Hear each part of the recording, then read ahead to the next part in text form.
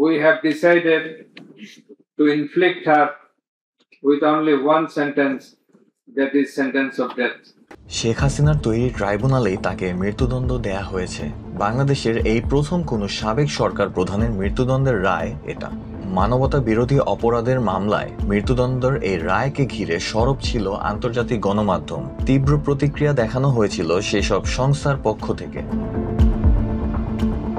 Al Jazeera তাদের প্রতিবেদনে বলেছে, বাংলাদেশের রাজনীতিতে রায়ের গুরুতর প্রভাব পড়বে। বিবিসি সকাল থেকেই এই রায় নিয়ে লাইভ সম্প্রচার করেছে। রয়টার্স আশঙ্কা প্রকাশ করেছে, রায়ের পর বাংলাদেশ জুড়ে নতুন অস্থিরতা ছড়িয়ে পড়তে পারে। রায় ঘোষণার পর আদালত পাড়ায় আনন্দ উল্লাসের খবরও জানিয়েছে সংস্থাটি।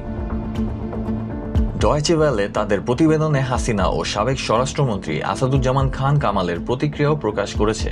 ভারত থেকে কামাল বলেন, আদালত অবৈধ ও অসাংবিধানিক এবং নয়াদিল্লি এই রায়কে গুরুত্ব দেবে না। যুক্তরাষ্ট্রের এপি জানায়, 15 বছরের শাসনের অবসানের পর এটাই হাসিনার রাজনৈতিক জীবনের সবচেয়ে বড় ধাক্কা।